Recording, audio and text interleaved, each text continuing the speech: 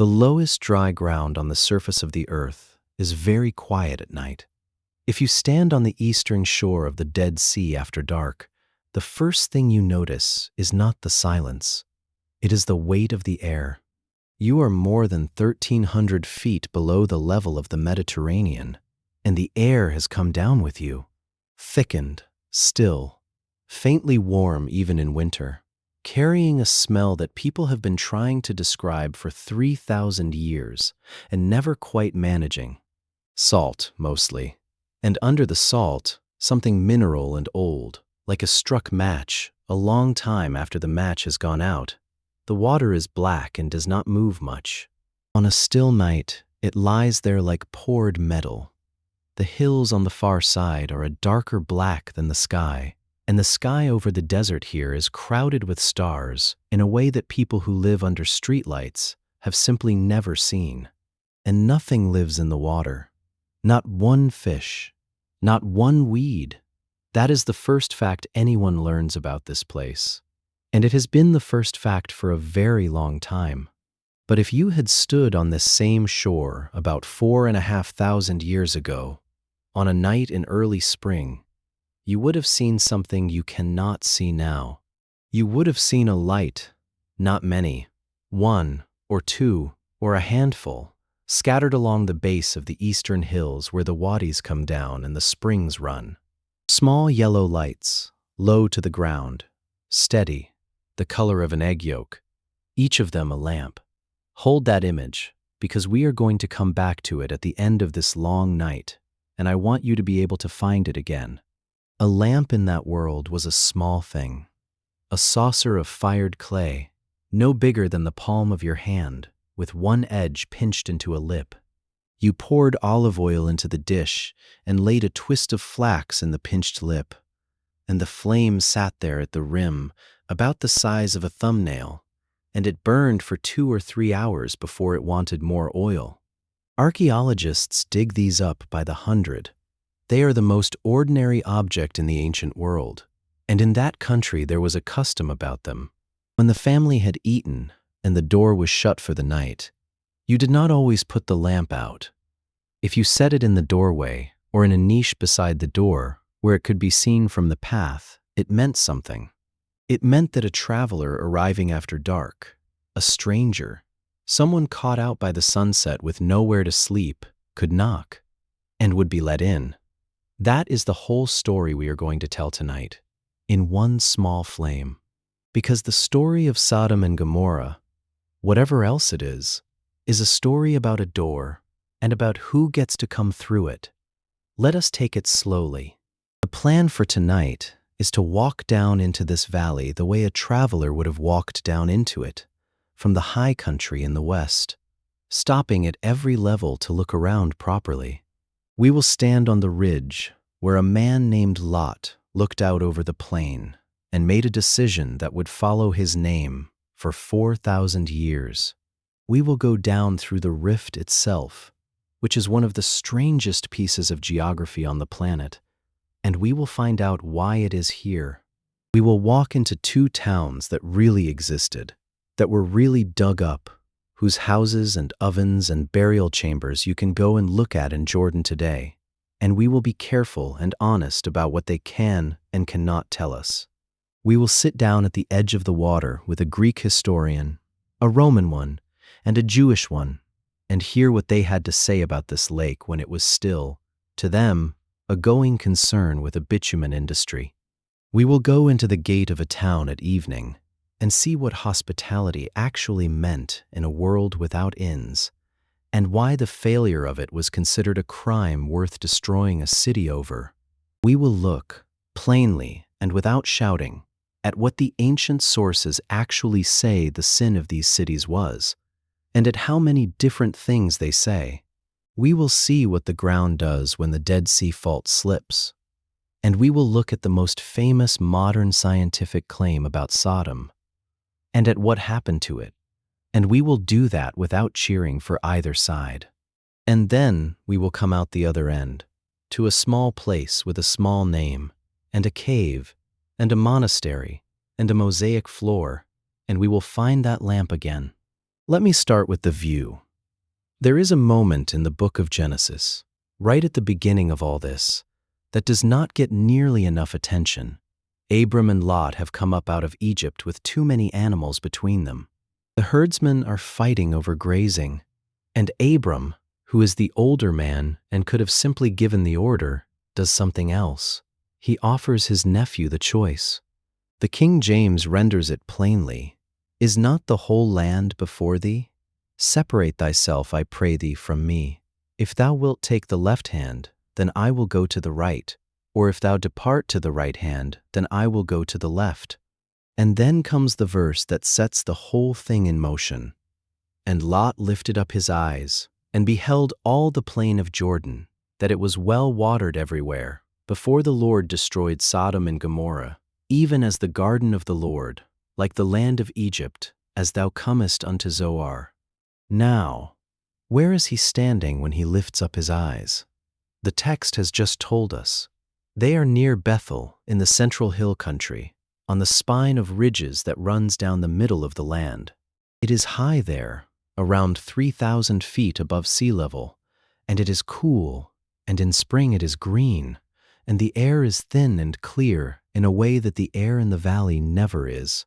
From certain points along that spine, on a clear morning, you can see east across the wilderness of Judea, and the ground falls away in a series of gray and tan steps, fold after fold.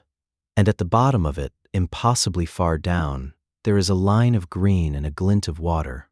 It is one of the great views on earth, and it is also one of the great deceptions on earth, because from up there, you cannot smell the place.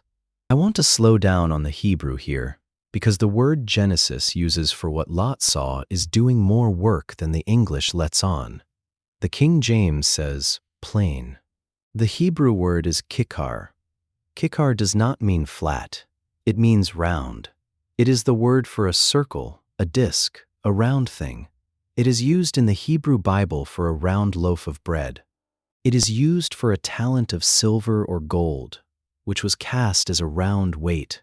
When a Hebrew speaker heard kikar, the shape in the mind was a circle you could hold.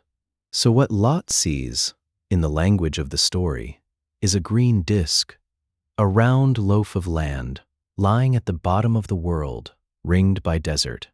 And the text says it was watered everywhere, and it puts down two comparisons in a row, which is unusual and which tells you the writer is reaching for something. It was like the garden of the Lord, and it was like the land of Egypt. Those are the two most fertile places the Hebrew imagination had. One of them is Eden. The other is the Nile. That is how good it looked from up there, and it was not a lie. That is the thing worth sitting with. Modern travelers who have only seen the southern Dead Sea in its present condition tend to assume the Bible is exaggerating, and it is not. The floor of that valley, where the springs come out at the base of the cliffs and where the wadis dump their winter water, was genuinely one of the richest growing environments in the ancient Near East. It is below sea level, so it is warm all year. Frost is essentially unknown. Anything you plant there comes in weeks earlier than the same crop on the highlands. Dates grow there magnificently. So do figs, so do pomegranates. So does the balsam that later made Jericho, at the northern end of the same rift, one of the most valuable pieces of real estate in the Roman world. Mark Antony took the balsam groves off Herod and gave them to Cleopatra, which tells you what they were worth. So Lot looks down at a warm, watered, frost-free garden, and he takes it. Of course he takes it. Then Lot chose him all the plain of Jordan, and Lot journeyed east, and they separated themselves the one from the other. And then the narrator, who has been perfectly neutral up to this point, allows himself one line. But the men of Sodom were wicked and sinners before the Lord exceedingly, which is a sentence the reader is meant to hear as a door closing softly somewhere. Now let us go down. The descent from the highlands to the Dead Sea is one of the fastest drops in inhabited geography anywhere in the world. In about 15 miles as the crow flies, you lose close to 4,000 feet. You do it on foot in a day, and you do it badly, because the last part is steep and the heat comes up at you, and you feel it in your body in stages. The air thickens. The wind stops. The vegetation changes 3 times. The sound changes because sound behaves differently in dense, warm air. And by the time you reach the bottom, you are in a climate that has nothing to do with the one you left at breakfast. The Hebrews had a name for the river that runs down the middle of this trench, and the name is a description. The river is the Yarden. We say Jordan. It comes from the verb yarad, which simply means to go down, to descend. It is the ordinary word you would use for walking downstairs, or for the sun going down, or for going down into Egypt. So the Jordan is, in plain Hebrew, the descender, the one that goes down, and it earns the name. It starts up in the snowmelt of Mount Hermon, high and cold, and it runs south, and it never stops falling, and it ends at the lowest point on the surface of the planet, where it simply stops, because there is nowhere lower for it to go. Everything about this landscape is a going down, which is worth remembering, because the story we are telling is a story about a man who went down, and kept going down, and had to be pulled out by the hand. But the reason the valley is there at all is worth understanding properly, because almost everything strange about Sodom comes from it. The Dead Sea sits in a rift, not a canyon carved by a river, and not a valley worn down by ice. A rift is something else. It is a place where the crust of the earth is being pulled apart, and the floor between 2 moving blocks has dropped. The technical name for this one is the Dead Sea Transform. It runs for something like 1,000 kilometers, from the Red Sea in the south up through the Gulf of Aqaba, up the Araba, through the Dead Sea, up the Jordan Valley, into Lebanon and Syria. Along that line, the Arabian Plate is grinding northward past the African Plate. It has been doing it for millions of years. The 2 sides slide past each other, and where the line kinks, the ground between the strands sags, and you get a deep basin. That basin is why the water is here. It has no outlet. The Jordan pours in at the north, and various wadis pour in around the sides, and nothing pours out. The only way water leaves is by evaporating into that hot, heavy air, which is why it is salt. Everything the rivers carry down in solution has stayed for a very long time. The result is water so dense with dissolved minerals that a person cannot sink in it, which every ancient writer who came here felt compelled to mention, usually with the air of a man who has tested it himself. Now, the rift has one more feature, and this is where the story gets strange. Buried under this valley there is salt, not the salt in the water, solid rock salt, laid down when this basin was cut off from an ancient sea and dried out millions of years ago in the Miocene. The bed of it is enormous, something on the order of a mile thick in places, halite interlayered with gypsum and anhydrite and clay. And rock salt has an unusual property. It is lighter than the rock that gets piled on top of it, and under enough pressure, over enough time, it does not behave like a rock at all. It behaves like something very slow and very thick that can flow. So it rises, it finds a weakness, and it pushes upward through the layers above, the way warm wax rises in one of those lamps, but over hundreds of thousands of years. Geologists call the resulting structure a diapir. There is one of these on the southwestern shore of the Dead Sea, and it has broken the surface. It is called Mount Sodom. In Hebrew, Har Sedom. In Arabic, for centuries, Jebel Ustum, which is the same name worn down by a different language. It is a ridge about 7 miles long and a little over 700 feet high above the water, and it is roughly 4/5 pure rock salt, with a thin protective cap of limestone and clay and conglomerate that got dragged up on top of it as it rose. And it is still rising. Measurements put the uplift at a few millimeters a year. The mountain you would see today is not the mountain Josephus saw. It is taller, Rain dissolves it as fast as it grows, which is what gives it that ruined, gullied, sculpted look, and which has drilled it full of caves. There are salt caves inside Mount Sodom, with passages you can walk through, and the walls of them are salt crystal, and when a torch goes past, the whole wall answers. Along the flanks of it, erosion leaves standing pillars, columns of salt, one behind the other, in various stages of collapse.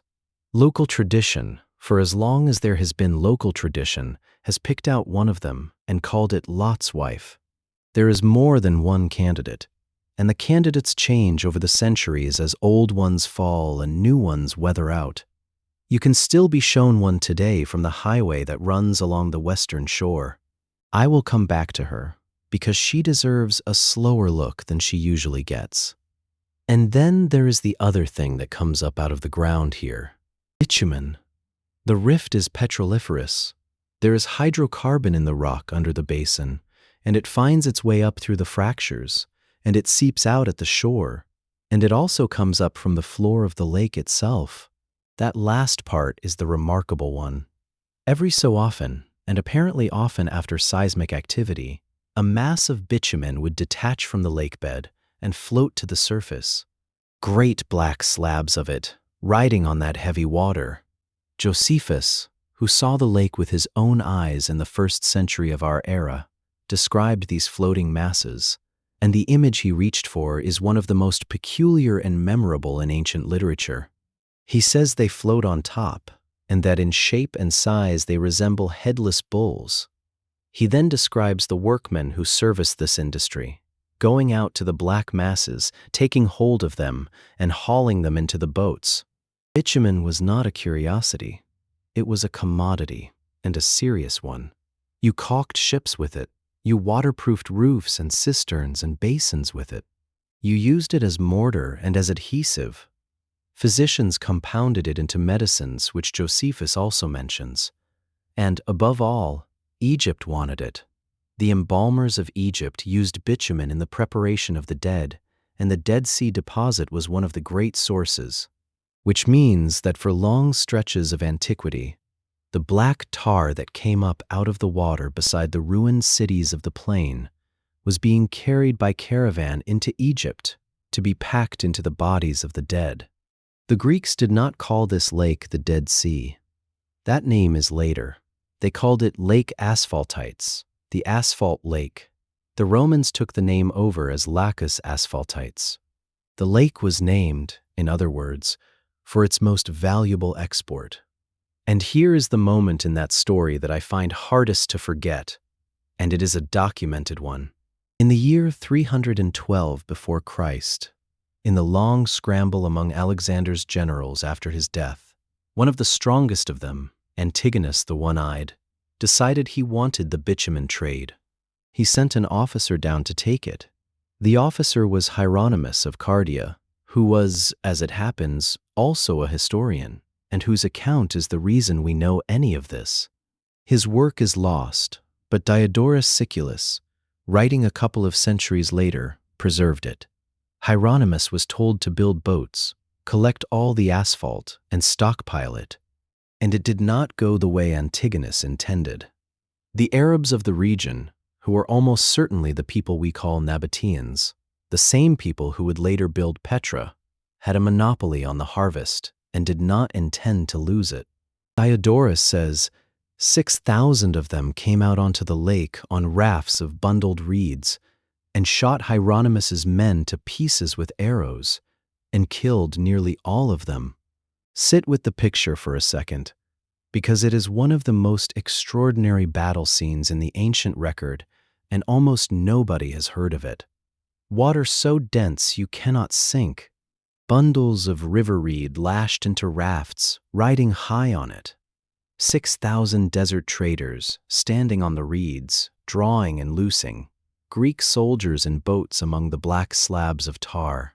And the whole thing happening on a lake, in a trench, 1,300 feet below the sea, in a landscape with no trees. People sometimes say that this was the first war fought over a petroleum product. As far as I can tell, that is defensible. Diodorus also passes on something else, which is that the people who lived around the lake found the fumes unhealthy and did not live long. That is the country Lot walked into.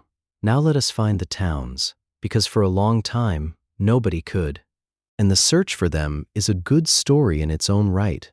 And it is an honest one, with false starts in it. And it tells you a great deal about how this kind of knowledge actually gets made.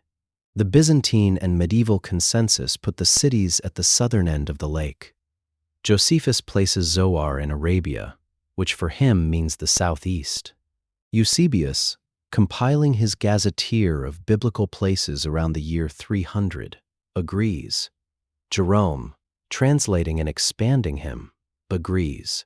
The pilgrims agree. The mapmakers agree. So that is where the first modern searchers went to look. In the spring of 1924, an expedition went down into the Ghor, which is the Arabic name for this stretch of the rift floor. It was a joint venture of the American Schools of Oriental Research and the Pittsburgh Xenia Theological Seminary, and it was directed by two men. One was Melvin Grove Kyle, a seminary president.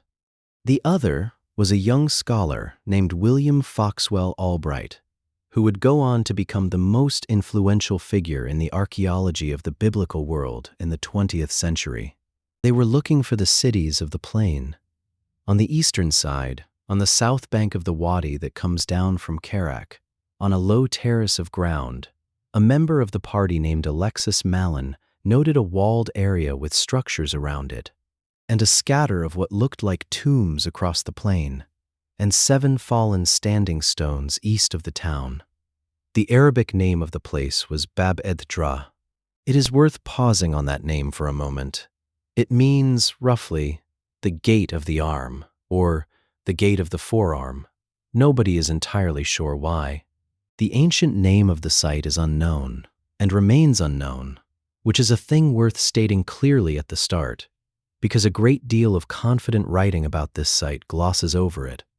Albright thought he had something, but he was not sure what. He guessed it might be a ceremonial site connected with the cities rather than one of the cities themselves, and he thought the towns proper were probably under the shallow water at the southern end of the lake, which was rising in his day. And then he wrote a sentence that I think does him great credit, and which I would ask you to weigh against every headline you have ever read about this subject. He wrote that there was, accordingly, little likelihood that the exact sites of the original Zoar, or of Sodom, or of Gomorrah, would ever be recovered. That is the founding father of biblical archaeology, standing at the site, saying plainly that he did not think this could be settled. He was wrong about the water, as it happens.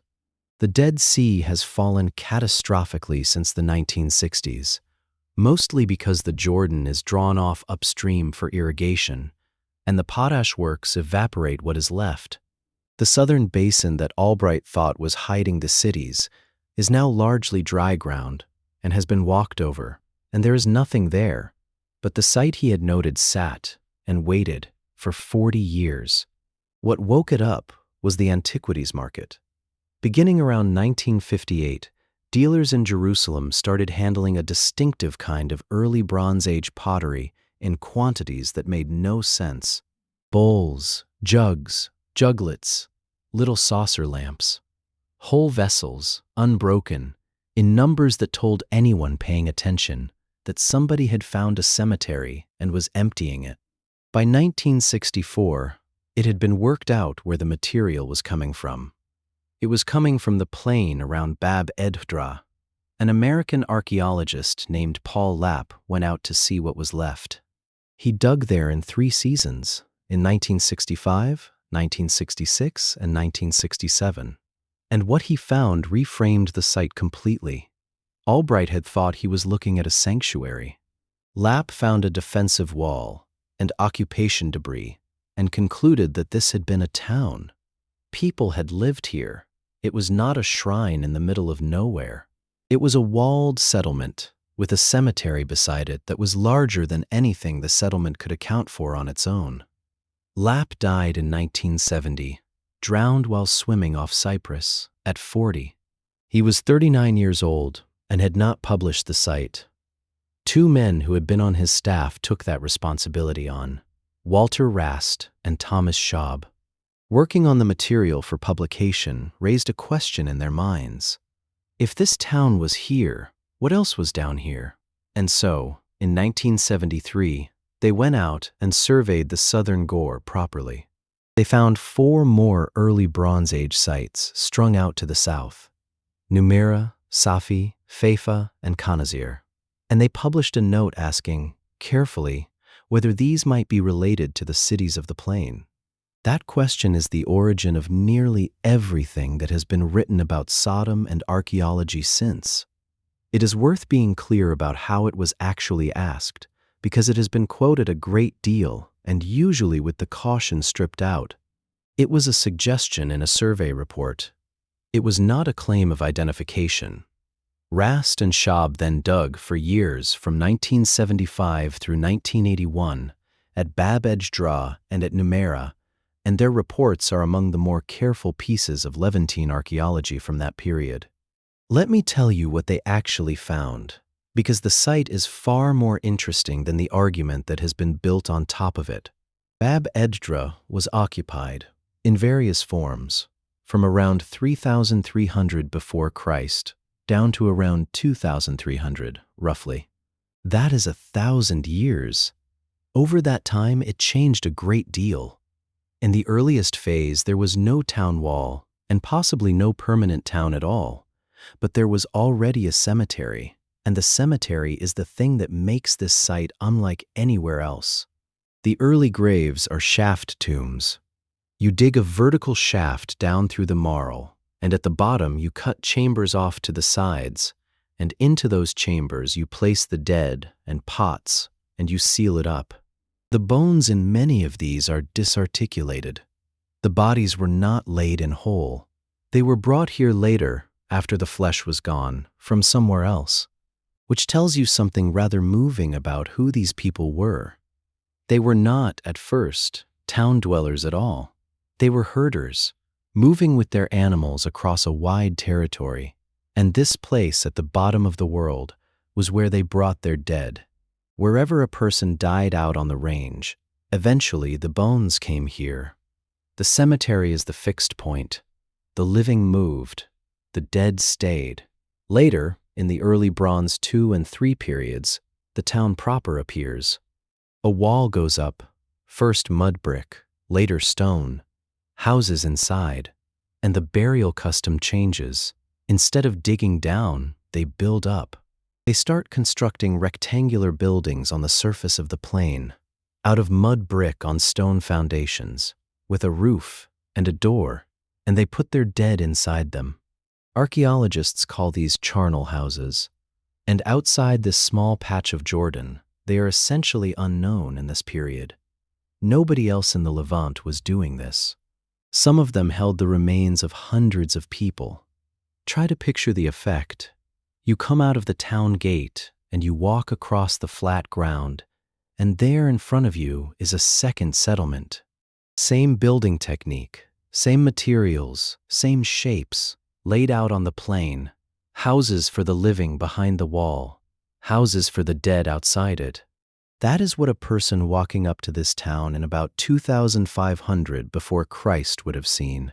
And I do not think you can understand anything else about the site until you have felt how strange and how deliberate that is. There was a fine-grained social structure in there too. One of the buildings, the one the excavators labeled Tomb A22, contained gold jewelry, which the others did not. Even in the town of the dead, some households had more than others. Now, the burning. This is the point where careful sources and popular sources separate, and I want to walk it slowly because it matters and because you are owed the real version. Several of the charnel houses show extensive evidence of burning. That is in the excavation reports, and it is not disputed. Buildings full of human remains and grave goods burnt. At Numeira, 13 kilometers to the south, the town was destroyed by fire and destroyed thoroughly, and the excavators found evidence suggesting that people left in a hurry, taking food with them, and did not come back. That much is documented record. Now here is the part that the confident version leaves out. edh-Dhra and Numeira were not destroyed at the same time. Later work on the chronology put something in the order of 2.5 centuries between the end of one and the end of the other. And edh-Dhra itself, the town site, does not show the kind of comprehensive fiery destruction that Numeira does. 2 towns, 2 endings, 250 years apart. That is a real problem for anyone who wants these to be Sodom and Gomorrah going up together on a single morning, and any account that does not tell you about it is not telling you the truth about the evidence. And there is a bigger frame around it, which is that in the centuries either side of 2200 before Christ, the first urban age of the southern Levant came apart more or less everywhere. The walled towns of early Bronze II and III were abandoned across the region. People dispersed. They went back to herding into small unwalled settlements. Archaeologists call the following period Early Bronze IV, or the Intermediate Bronze Age, and for a long time it was described as a dark age between 2 urban ages, though the current literature is more cautious about that word and emphasizes resilience and transformation as much as collapse. Something similar was happening far beyond this valley. In northern Syria, the great site of Tel Leilan was abandoned around the same window, and Harvey Weiss and his colleagues found above its topmost floor a thick layer of wind-blown silt with nothing human in it. The Akkadian Empire fragmented. The Egyptian Old Kingdom went into its long crisis. Climate scientists have a name for the window. They call it the 4.2 kiloyear event, an abrupt turn to drought and cooling around 2200 before Christ, severe enough that it now marks a formal boundary in the geological timescale. Not everyone agrees on how much weight the climate should carry, and the scholarship on this is genuinely live and genuinely contested.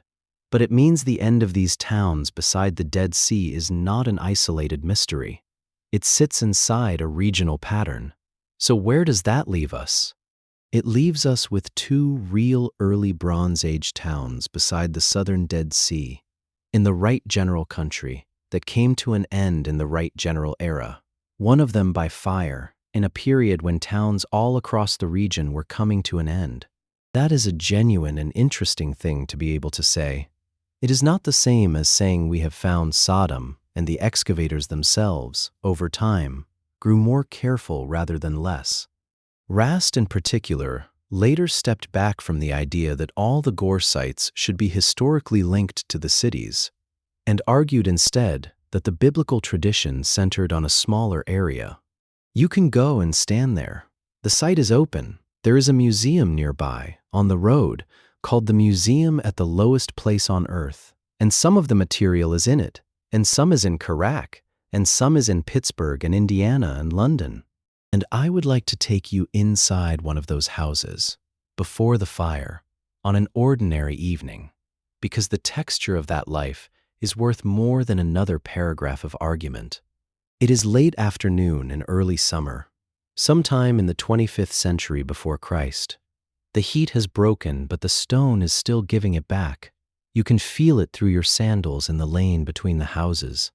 The lane is narrow, barely 2 people wide, and it is not straight, and underfoot it is packed earth with pottery trodden into it, because when a jar breaks here, the pieces simply become part of the floor of the world. The walls on either side are mud brick, laid on a footing of undressed stone. The brick is the same color as the ground because it is the ground, dug, mixed with chopped straw, molded and dried in this same sun.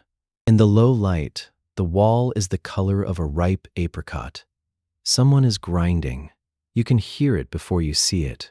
A slow, rasping stroke with a pause at the end of each pass, stone on stone. It is the commonest sound of the ancient world, and one of the hardest for modern people to imagine living inside. A woman kneels at a saddle quern, a shaped slab with a hollow worn into it, and pushes a handstone up and down through a scatter of barley.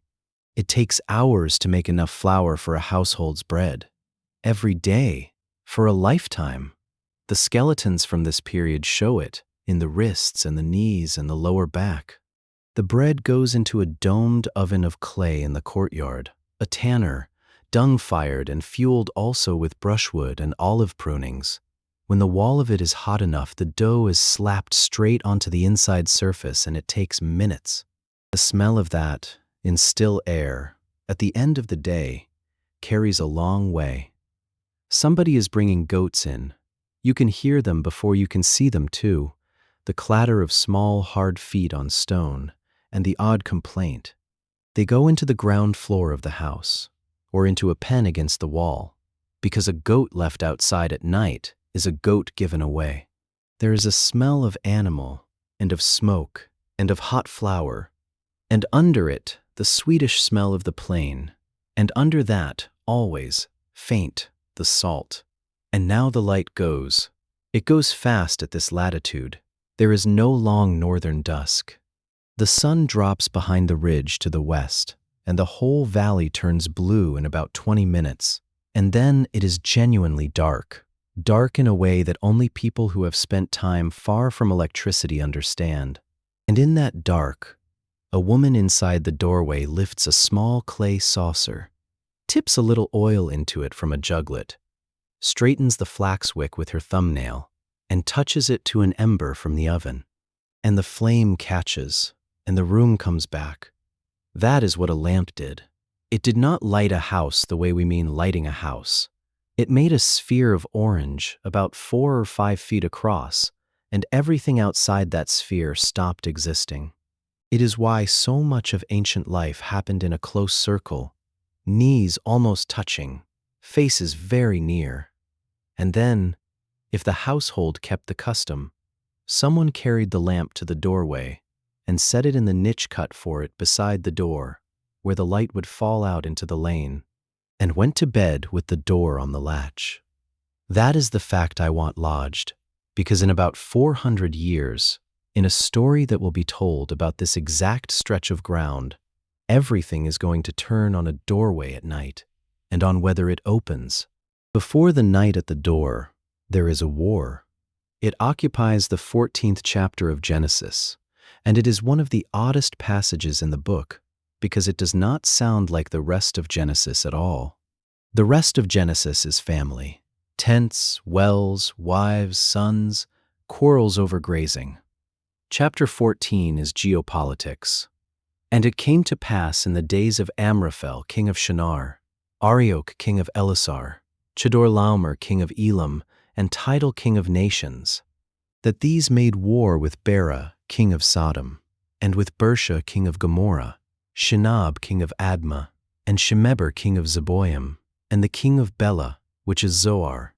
9 kings, 4 from the east, 5 from the plain, names, titles, territories, a campaign route, a 12-year subjection, a rebellion in the 13th year, a punitive expedition in the 14th.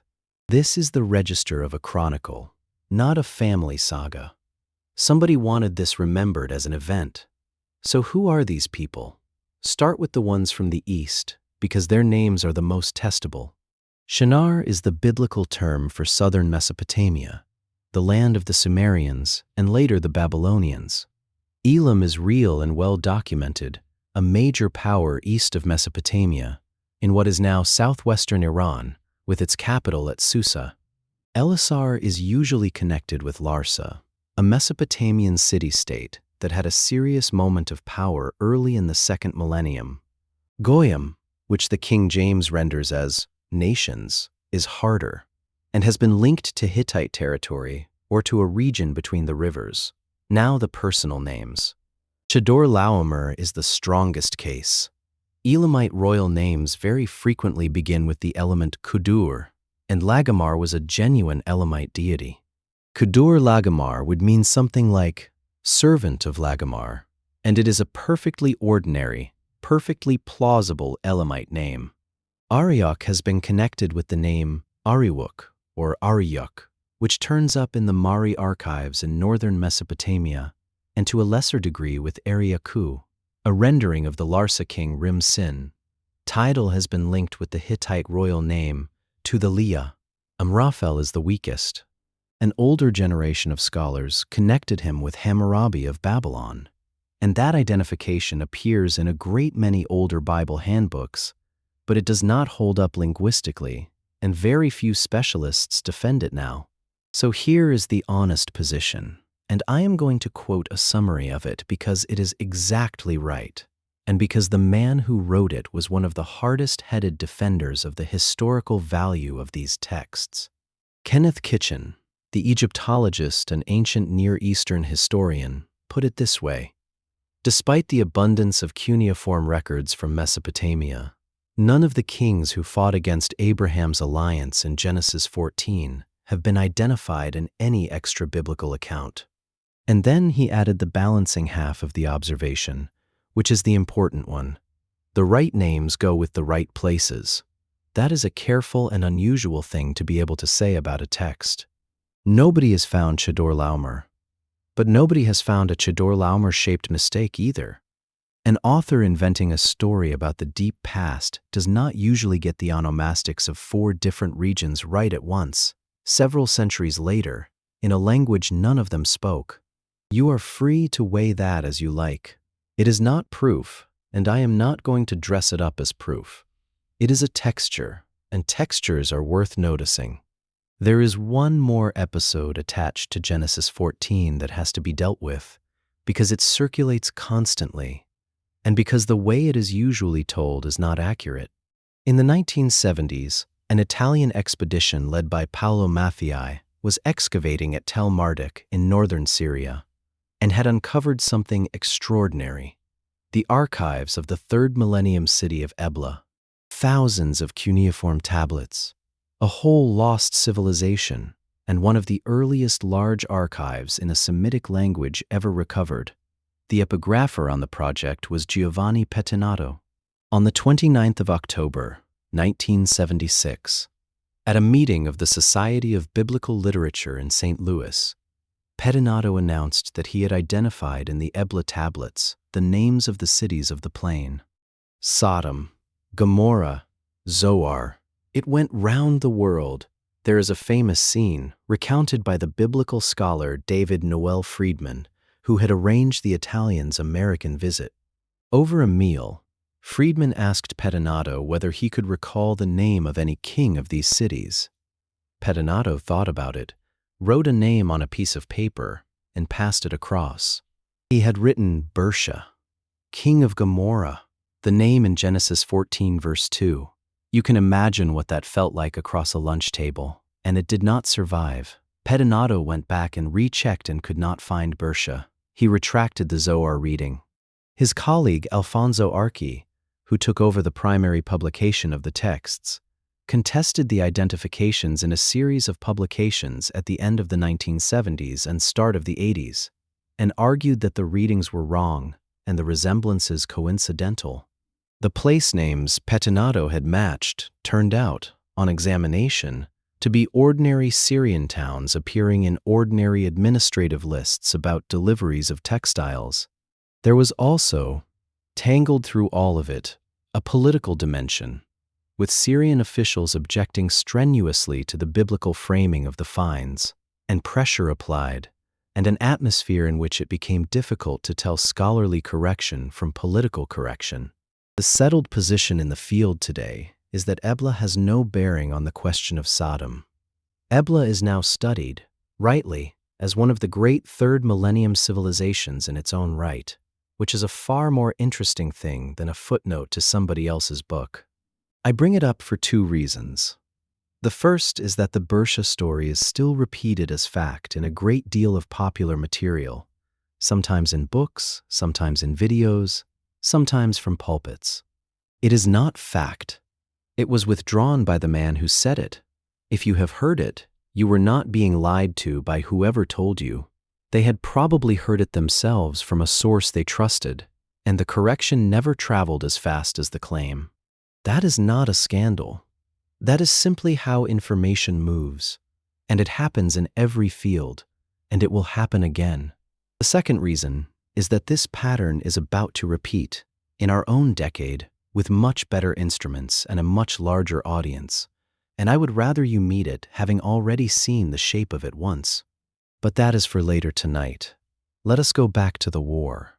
Whatever its historical basis, the story Genesis 14 tells is a story about the plain being a place worth taxing.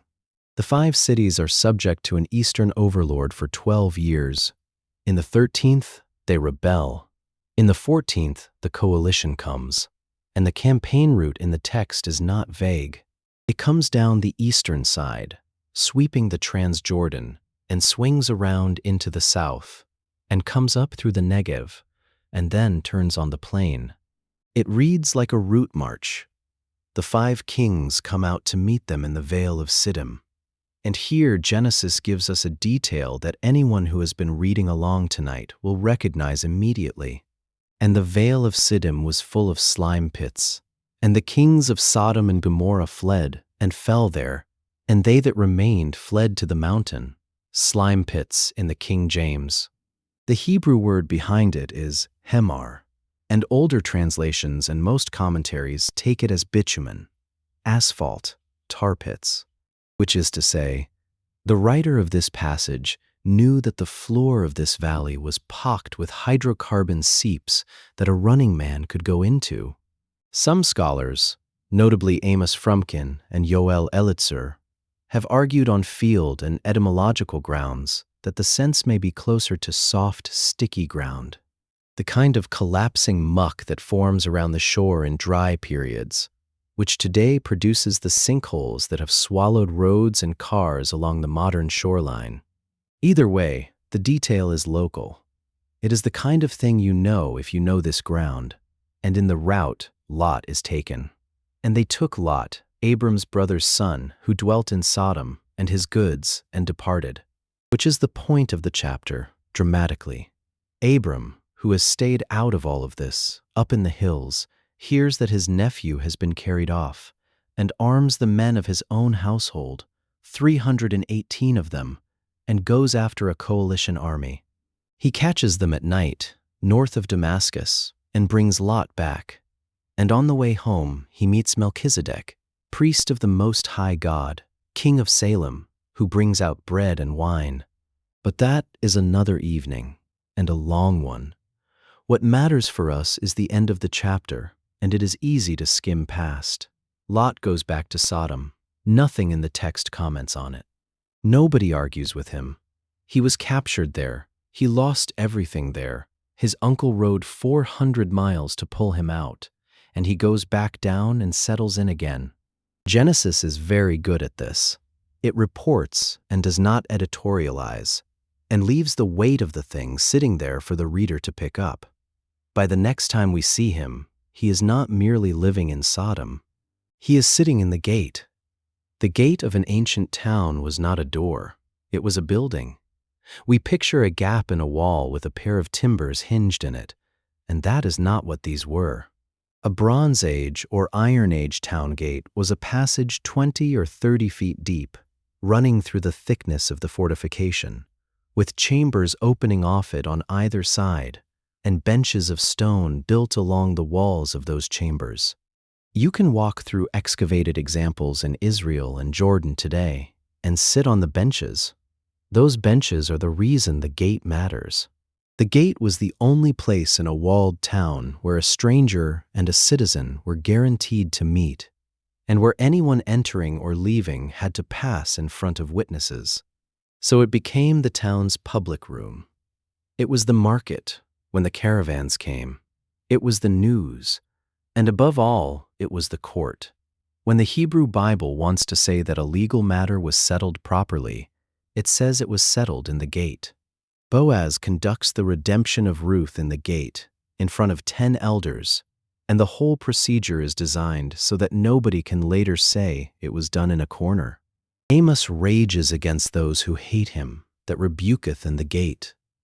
Job describes, with unbearable nostalgia, going out to the gate in his good years, and the young men seeing him and hiding themselves. To sit in the gate is to be one of the men whose opinion is asked. It means you have arrived. And so when Genesis 19 opens with the line, "And Lot sat in the gate of Sodom," the original audience is being told something specific about how far this immigrant has come. He is not a resident alien camping outside the wall anymore. He is inside the room where the town decides things, which makes what happens next worse, not better. But before we go through that door, we have to talk about hospitality, because a modern reader almost always underrates it, and the story is incomprehensible without it. In the ancient Near East, there were no inns to speak of. There were no police. There was no law that followed you when you left your own people. A traveler more than a day from home had no protection of any kind except the willingness of strangers to take him in. So the culture built one. Across the whole region, among peoples who agreed on almost nothing else, there was a shared and ferociously serious code. You take in the traveler. You give water for his feet, which after a day on those roads is not a courtesy but a mercy. You feed him, you shelter him for the night, and while he is under your roof, his safety is your safety, and an attack on him is an attack on you. The reason it was held so seriously is that everyone was, sooner or later, the traveler. It was an insurance system operating on honor instead of premiums, and the entire mobile world depended on it. Now hold that beside the two scenes Genesis puts side by side, because they are meant to be read as a pair, and the pairing is the argument. In chapter 18, Abraham is sitting in his tent door in the heat of the day at Mamre, up in the hills near Hebron. 3 men appear. He does not wait to find out who they are. He runs. An old man in that heat runs. He bows to the ground. He begs them not to pass by. He fetches water for their feet and sets them under the tree and tells Sarah to take 3 measures of fine meal and make cakes, and runs to the herd himself for a calf and stands beside them while they eat. 3 measures of fine meal is an absurd quantity. It is enough bread for a small crowd. That is the point. The hospitality is extravagant, and it is instant, and it is offered before any question of who these visitors are has even been raised. Then 2 of them go down toward the plain, and the text turns to that famous, strange, quiet conversation in which Abraham stands before the Lord and begins to bargain. Wilt thou also destroy the righteous with the wicked? 50, 40 and 5, 40, 30, 20, 10. And each time the answer comes back, I will not destroy it. It is one of the boldest passages in Scripture and one of the gentlest. Abraham is not defying anyone. He is appealing to a standard he believes God holds himself to, and he says so out loud. Shall not the judge of all the earth do right? And he stops at 10. He does not push to 1. Commentators have argued for 2,000 years about why. The reading I find most persuasive, and I hold it lightly, is that 10 was the smallest number that could constitute a community rather than a collection of individuals. Below 10, you are no longer asking God to spare a city for the sake of the good in it. You are asking him to spare a city that has none for the sake of a few people who could simply be let out, which is exactly what happens. Before that conversation, though, there is a line I want to slow down on, because a single Hebrew word in it changes the shape of the whole story. And the Lord said, because the cry of Sodom and Gomorrah is great, and because their sin is very grievous, I will go down now and see whether they have done altogether according to the cry of it, which is come unto me, and if not, I will know. The cry. The Hebrew word in verse 20 is za'aka, and the closely related form in verse 21 is tsi'aka. They are 2 spellings of what is essentially the same idea, and that idea is very specific. This is not the noise of a city, and not the general clamor of wickedness. Zaka is the shriek of somebody who is being hurt and has no one to appeal to. It is the word for the cry of the oppressed. You hear it when Israel groans under Egypt, and the sound goes up to God. The same word stands in the law of the covenant, in Exodus, where God says of the stranger, the widow and the fatherless, "If thou afflict them in any wise, and they cry at all unto me, I will surely hear their cry." It is a legal word. It is the sound a person makes when the ordinary machinery of justice has failed, and there is nothing left above them but heaven. So the charge against Sodom, in the words the text chooses, is not simply that the people there were bad. It is that somebody in that city was screaming, and nobody in that city came. Somebody was crying out, and the cry had to go all the way up. Hold that, and now go down to the gate at evening. And there came 2 angels to Sodom at even, and Lot sat in the gate of Sodom. And Lot, seeing them, rose up to meet them, and he bowed himself with his face toward the ground. And he said, "Behold now, my lords, turn in, I pray you, into your servant's house, and tarry all night, and wash your feet, and ye shall rise up early, and go on your ways." And they said, "Nay, but we will abide in the street all night." Notice how hard he presses. They say they will sleep in the square, which is the normal thing for travelers with no host, and Lot will not have it. The text says he pressed upon them greatly. He knows something about the streets of his town after dark that they do not. So they come in, and he makes them a feast, and bakes unleavened bread, which is the quick bread, the bread you make when there is no time to wait for dough to rise. And they eat. And then the door. But before they lay down, the men of the city, even the men of Sodom, compassed the house round, both old and young, all the people from every quarter. Every quarter, old and young.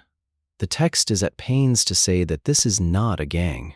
It is the town, and what they demand is that the strangers be brought out to them.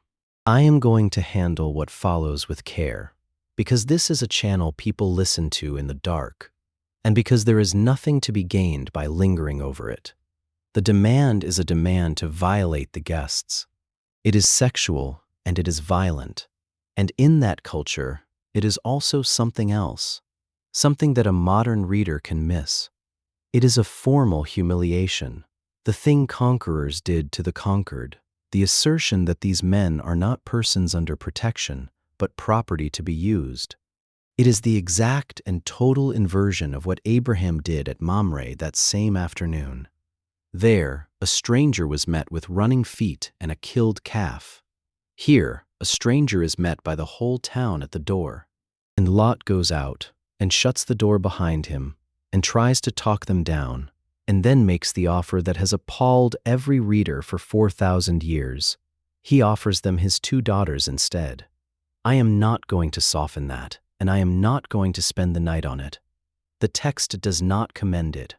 Genesis records it exactly as it records everything else its characters do, without approval, and the mere fact that it has been preserved for 40 centuries without anyone quietly editing it out tells you something about the honesty of the tradition that carried it. What I will say is this. It is the moment the story shows you what living in Sodom had done to a man who was, by the standard of that same story, the one righteous householder in it. He had kept the custom of the door. He had kept the lamp. And he had lived in that place long enough that when the crisis came, the shape of his rescue was Sodom's shape. The mob turns on him, and the line they throw at him is one of the sharpest in Genesis. This one fellow came in to sojourn, and he will needs be a judge. There it is, in a single sentence, everything Lot thought he had built. He sat in the gate. He had a house with a door and a lamp in it. He had married daughters in the town. And at the first pressure, he is the immigrant again. The visitors pull him back inside and shut the door, and the crowd outside is struck with blindness so that they weary themselves trying to find it. And then, near midnight, comes the sentence that turns the story from a story about a city into a story about a family. Hast thou here any besides? Son-in-law, and thy sons, and thy daughters, and whatsoever thou hast in the city, bring them out of this place. He goes out into the dark and tries. He finds the men who are to marry his daughters, and he tells them, and the King James gives us one of the saddest half-lines in the book. But he seemed as one that mocked unto his sons-in-law. He seemed to be joking. Try to hear that from inside his skin. He has been at his own door with the whole town outside it. He has been dragged back over his own threshold. He has been told the place is finished. And he goes out into the lanes at the worst hour of the night to save the young men his daughters love. And they think he is drunk or joking, or that he has finally lost his nerve. And so they die there, and he goes back without them. Then dawn. And when the morning arose, then the angels hastened Lot, saying, Arise, take thy wife and thy 2 daughters which are here, lest thou be consumed in the iniquity of the city. And then the detail I find the most human in the entire chapter. And while he lingered. The place is going to be destroyed. He has been told. He has seen. And he cannot make his feet move. The men take him by the hand. That is the text. They laid hold upon his hand, and upon the hand of his wife, and upon the hand of his 2 daughters, and they brought him forth, and set him without the city. And the reason given for it, in a phrase the King James renders with great tenderness, is that the Lord was merciful unto him. He did not walk out, he was walked out. Anybody who has ever tried to get a person they love out of a situation that is killing them knows exactly what that verse is describing, and no commentary makes it clearer. Then the run. They are told to escape to the mountain, and Lot, who has just been carried out of a doomed city by the wrists, negotiates. Behold now, this city is near to flee unto, and it is a little one. O let me escape thither, is it not a little one? And my soul shall live. He does not want the hills. He wants a town. Even now, even after all of it, the man wants a wall and a street and neighbors. And he is given it, and the town is named for the argument he used to save it. Therefore the name of the city was called Zoar. Zoar, in Hebrew, Zoar, from a root meaning small, insignificant, of little account, the little one. Josephus, writing at the end of the 1st century of our era, explains it for his Greek-speaking readers in exactly those terms. They fled to a small place, and it is called Zoar to this day, for that is the word the Hebrews use for a small thing. Remember that name. We are going to end there. The sun was risen upon the earth when Lot entered into Zoar. Then the Lord rained upon Sodom, and upon Gomorrah brimstone and fire from the Lord out of heaven. And he overthrew those cities, and all the plain, and all the inhabitants of the cities, and that which grew upon the ground. And that which grew upon the ground, not only the towns, the green disk, the round loaf of land that a man looked down on from Bethel and could not resist. Brimstone, in the King James, is the Old English word for sulfur, literally burning stone. The Hebrew is gophrith.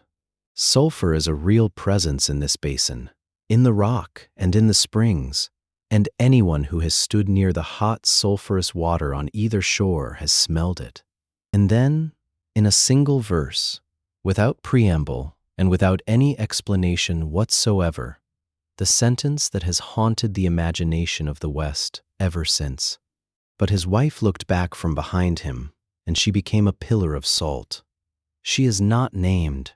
Genesis does not name her. Later Jewish tradition gives her names, Adu in some, Edith in others, but the book leaves her as a woman looking back. And this is one of those places where I would ask you to let the text be as strange as it is, rather than resolving it, because there is a whole literature explaining her. She disobeyed and was punished. She loved the city too much.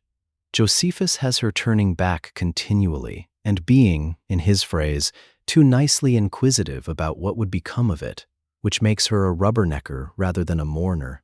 Those are real readings held by serious people, and I am not going to knock them down. But the reading I find most persuasive is quieter than any of them. And it starts by noticing what the story does not say. It does not say she was wicked. It does not say she deserved it. It gives no verdict at all.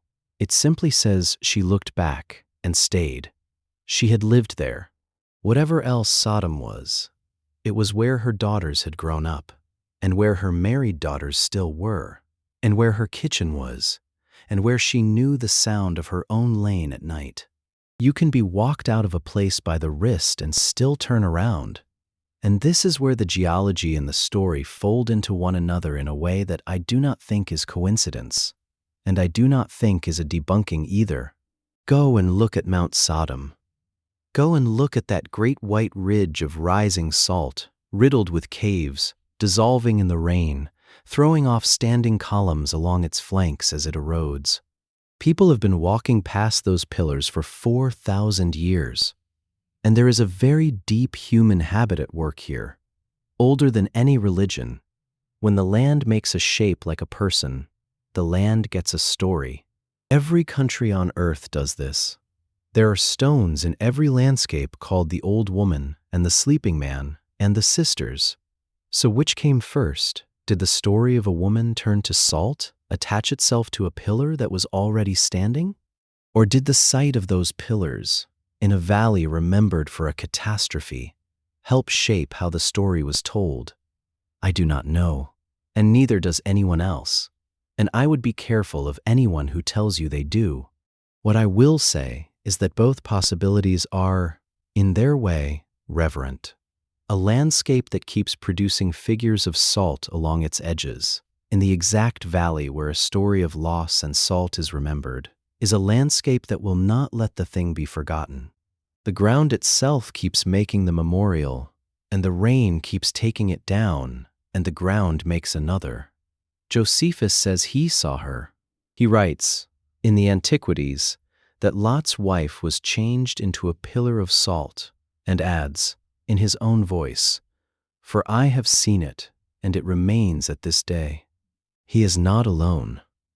Clement of Rome, writing at the end of the 1st century, mentions the pillar. So does Irenaeus in the 2nd. These are men writing in different countries and different traditions, and they all understood that there was something standing beside that lake that people were shown. The Talmud even records that a blessing is to be said at the place. I find that oddly touching. Not an argument, a blessing.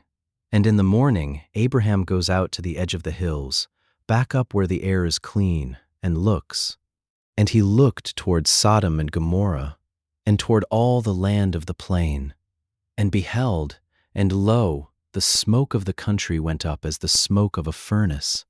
That is the last image the chapter gives of the cities of the plain, not the fire, the smoke seen from a long way off the next morning by an old man who had bargained for them. The King James word is furnace. The Hebrew is kibshan, the word for a kiln, the kind of enclosed oven where lime is burned or pottery is fired. A dense, dirty, sustained column, not a wildfire. Which brings us to the question everyone asks, and which I want to approach slowly and honestly, and without any showmanship at all. What happened? Before we take up the modern answers, it is worth asking a prior question, which is what the ancients thought had happened, because they were closer to it, and they were not stupid, and their answers are more varied than you might expect. Genesis says brimstone and fire from the Lord out of heaven. Josephus, in the Jewish War, writing of the region he called Sodomitis, says it was once a blessed country, rich in produce and in cities, and is now entirely burnt up. And he reports the tradition he received, that it was destroyed by lightning for the impiety of its inhabitants. He adds that the traces, or in some renderings the shadows, of the 5 cities were still to be seen in his day. Strabo, the Greek geographer, writing earlier, had a different explanation. He described a landscape shaped by earthquakes and by fiery eruptions, and said the lake had burst its bounds. Tacitus, the Roman, in his 5th book of the Histories, describes the region in terms of a fire from heaven that scorched the ground and left it barren, and mentions the strange fruit that grows there. So even in the classical world, you have three registers running side by side: a theological one, a seismic one, a meteorological one. And it is worth noticing what all three agree on, whatever they attribute it to. Every ancient writer who describes this valley describes it as a place where something terrible happened, and where the ground still shows it. Now, the natural mechanisms available in this valley are not exotic. They are all here, all the time. Start with the earthquakes. The Dead Sea transform is one of the most seismically active zones in the Near East. And unusually, we have a superb record of it because the bottom of the lake keeps the accounts. The sediment on the floor of the Dead Sea is laid down in annual layers: pale aragonite in summer, dark detritus in winter, like the rings of a tree.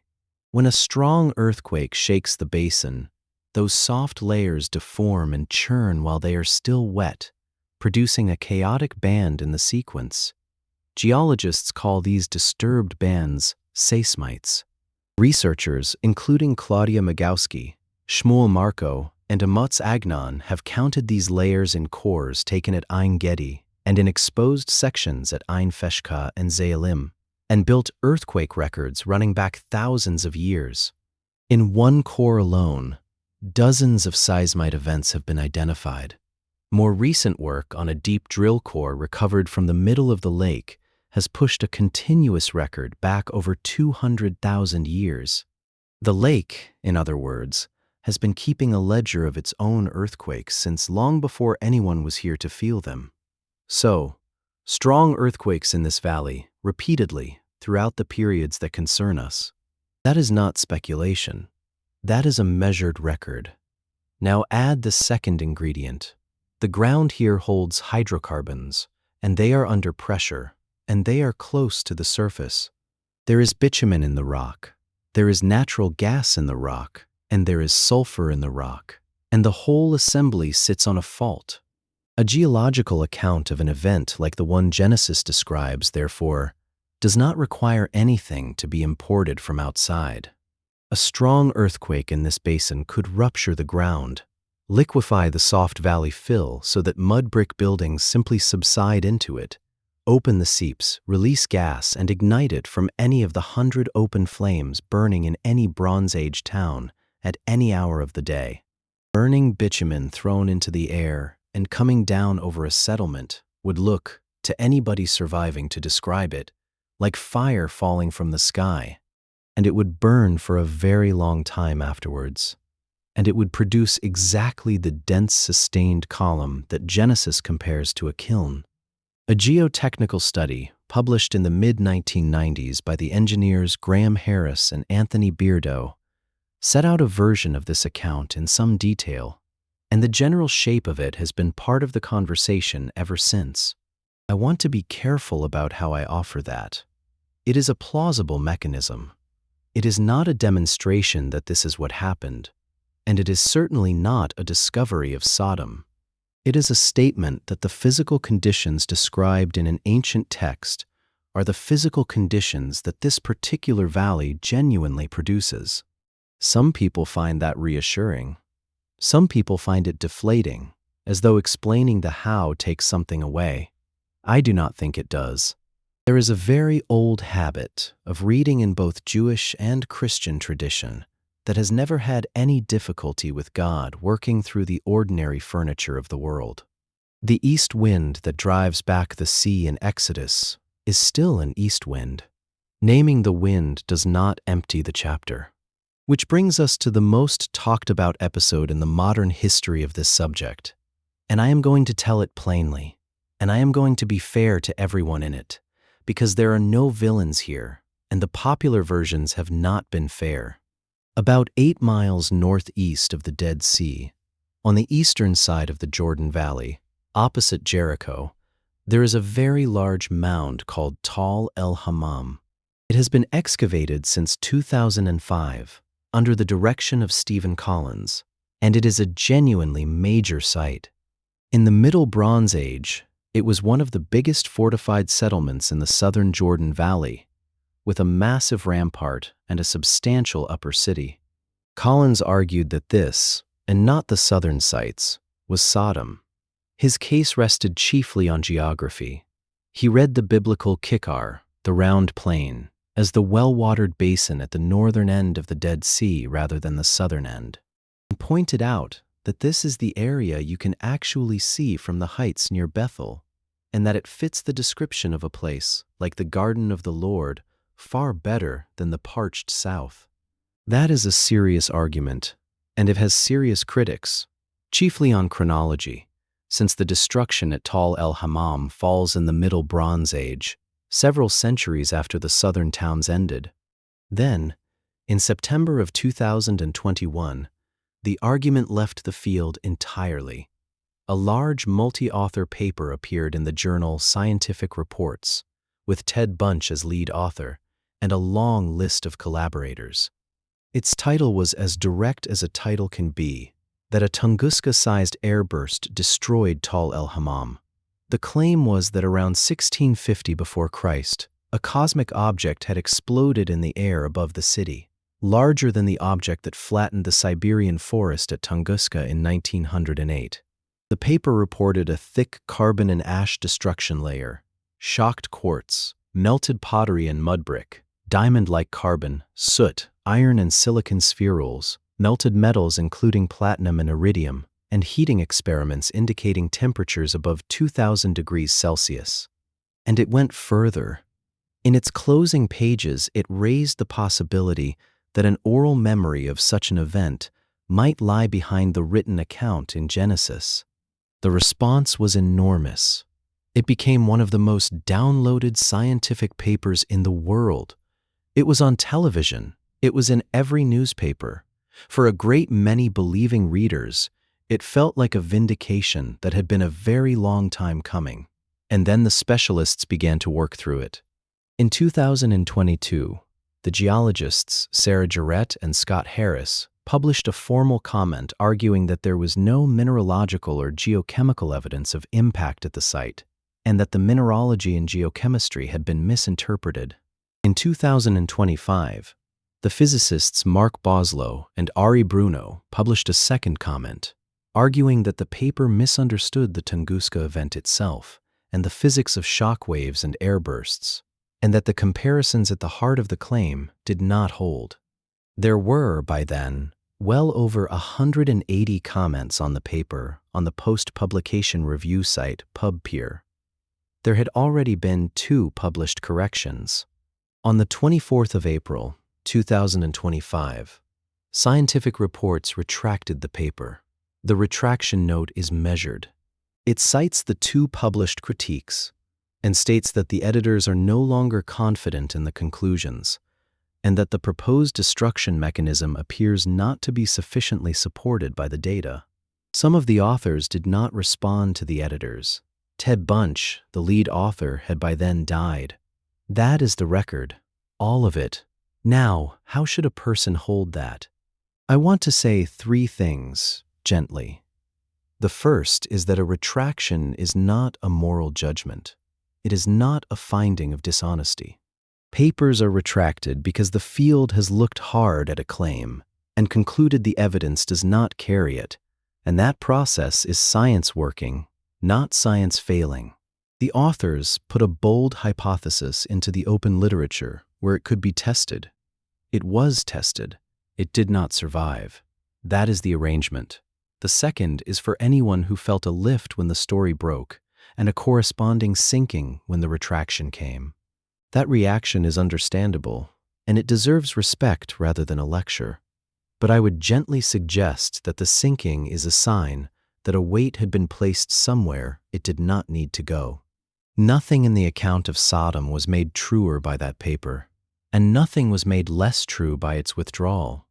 A story that has been carried for something like 4,000 years in 3 of the world's great religious traditions does not require a crater.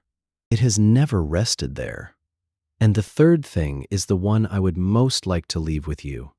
We saw this shape earlier tonight, a striking claim announced with confidence to a wide audience, a slow, technical, unglamorous correction that arrives years later and travels a fraction as far. Bersha, king of Gomorrah, on a piece of paper across a lunch table in 1976. An airburst over the Jordan Valley in 2021. Different fields, different decades, different people, all of them acting in good faith. The same shape. Knowing that shape is worth more than knowing the answer to any one of these questions, because it will still be useful the next time, and there will be a next time. And I would add one more thing about Tal el-Hammam, because the site deserves better than to be remembered only for the paper. It is a real and important Bronze Age city, with real ramparts and a real destruction layer and a real story of its own. And the archaeology of it will still be worth reading when this whole argument has settled. Now let us go back to the harder question, which is not what happened to the cities, but what they were remembered for. Because the ancient sources do not answer that with one voice.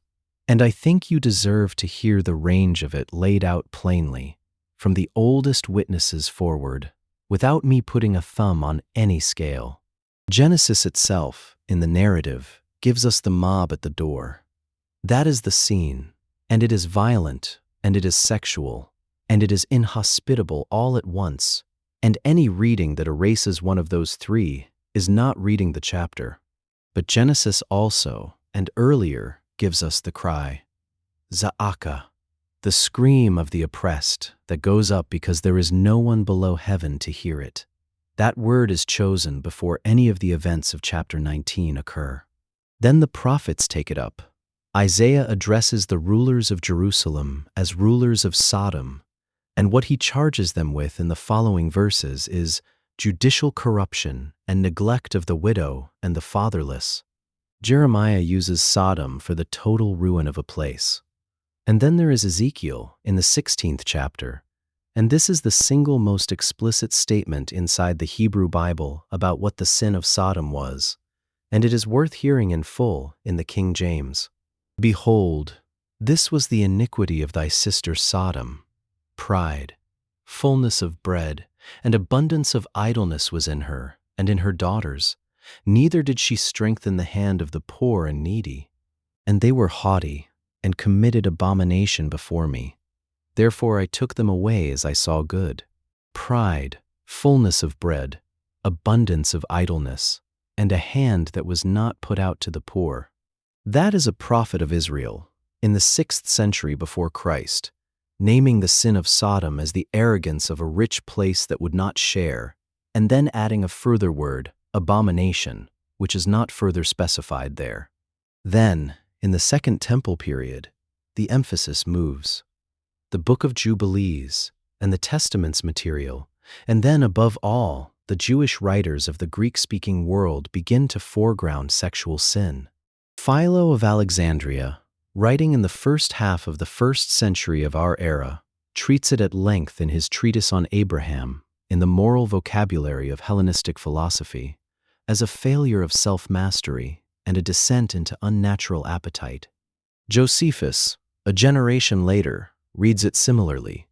The New Testament takes up the story more than once, and in more than one key. Jude, in the 7th verse of his short letter, speaks of Sodom and Gomorrah and the cities about them giving themselves over to fornication and going after strange flesh and being set forth for an example, suffering the vengeance of eternal fire. And Jesus, in Matthew and in Luke, uses Sodom in a quite different frame, and this is worth hearing carefully. He is sending out disciples, and he tells them what to do in a town that will not receive them, and he says that it shall be more tolerable for the land of Sodom and Gomorrah in the day of judgment than for that city. The comparison there is with a town that would not take in a traveler. And then there are the rabbis, and this is the part that surprises most people raised in the Christian West, because it is a deep and continuous tradition, and it is almost entirely about money. In the Mishnah, in the tractate called Avot, the Ethics of the Fathers, there is a passage listing 4 kinds of people according to how they hold on to what is theirs. One of them says, "What is mine, and what is yours is yours. And the Mishnah, having called that an ordinary sort of person, adds a second opinion, 4 words long, that lands like a stone in still water. Some say, this is the character of Sodom. Stop and consider what has just been said. What is mine, and what is yours sounds unimpeachable. It is not theft. It takes nothing from anyone. In a modern setting, it would pass for basic decency, and most people reading it would nod. And the tradition says, some hold that this is exactly what Sodom was. Not cruelty, not violence, a perfectly polite, perfectly legal refusal to be responsible for anybody else. The Babylonian Talmud, in the tractate Sanhedrin, expands this into a series of stories, and they are among the most memorable in rabbinic literature. It begins by saying that the people of Sodom became arrogant precisely because of the good that had been given to them. They had a land that produced bread and had gold in its dust, and they concluded from their own abundance that they needed nobody. And so, the passage says, they reasoned among themselves, why should we let travelers come here? They come only to take what is ours. Come, let us cause the proper treatment of travelers to be forgotten from our land. That last line is the whole thing. Not let us be cruel to travelers. Let us cause the custom to be forgotten. Let it fall out of use. Let the next generation not know that there ever was such a thing as a lamp left in a doorway. Then the stories. There is the bed, a bed kept for guests, of a fixed length, and the guest was made to fit it, stretched if short, cut down if long. The Greeks told a version of this about a highwayman named Procrustes. The rabbis told it about a town. There is the charity. When a poor man came to Sodom, every citizen would give him a coin, and each would write his own name on the coin he gave. And by agreement, no one would sell him bread. So the man starved to death with a purse full of money, and when he died, each citizen came and collected his own coin back. Read that twice. Nobody in the story commits a crime. Every individual act is generous. The system is built to kill. There is the passage in the Pirkei de Rabbi Eliezer about the trees. The people of Sodom fenced off their fruit trees above the fruit, so that not even a passing bird could take anything. Not even a bird. And there is the one that goes furthest. And it is the one that answers the question, the Hebrew word za'aka, raised at the start of the chapter. The tradition tells of a young woman, in some versions one of Lot's own daughters, who went out with water and secretly carried bread to a starving stranger, day after day, hiding it in her jar. And she was found out, and the town executed her for it. And as she died, she cried out. And that cry, the tradition says, is the cry that went up to heaven. That is the za'aka of Genesis 18 verse 20. Not a general noise of wickedness. One girl, punished for kindness, screaming. I am not offering that as history. It is not history, and the rabbis were not offering it as history either. It is a tradition, and it is doing what the best traditions do, which is to answer a question the text raises and does not close. Genesis says a cry came up. The tradition asks, whose voice? Meanwhile, in the Christian world, the emphasis went another way. The fathers and the medieval Latin tradition, reading Jude and reading Genesis 19 through it, fixed on the sin of the mob at the door. And it is from that stream, through the Latin of the Church, that the English word derived from the city's name entered our language. The word carries that reading in its bones, which is one reason this conversation is so difficult to have in English at all. So where does that leave us? It leaves us with a set of ancient witnesses who do not all say the same thing. The Hebrew narrative shows a town at a door. Ezekiel names pride, plenty, ease, and a closed hand. Jesus invokes a town that would not receive a traveler. Jude speaks of fornication and strange flesh. Philo and Josephus speak of appetite. The rabbis speak, at enormous length and with real fury, about a society that made kindness illegal. This channel is not the place to settle that, and I am not going to pretend to. That is a live question in living communities, held by people who love the same scripture and read it with the same seriousness. And it is not mine to close from a script in the middle of the night. What I will say, and it is the only thing I think the historian's chair entitles me to say, is that the range is real. It is in the sources. Anybody who tells you the tradition speaks with one voice on this has read a smaller shelf than they think. And I will say one more thing, which I do not think is controversial in any tradition. Every one of those readings, without exception, has the same structure. Every single one of them is about what a strong person does to a weak one at a moment when there is no one to stop them. That is what the mob at the door is. That is what the fence above the fruit is. That is what the coin without bread is. That is what the closed hand of Ezekiel is. The sources disagree about the act. They do not disagree about the shape. And now the fires go out, and we have a long stretch of quiet ground to walk, because the story does not stop when the smoke does. For hundreds of years after the towns of the southern plain ended, this basin went on doing what it does. The salt kept rising. The bitumen kept surfacing. The wadis kept flooding in winter and drying in summer. The lake rose and fell with the rains as it always had, and people came back. Not to the same mounds, mostly, but to the springs and the field systems around them, because the ground is too good to leave alone forever. By the classical period, this was a working landscape again, and a famous one. Every geographer wanted to describe it. The lake that holds you up. Water no fish can live in, black slabs of tar, salt hills, that perpetual smell. And the fruit.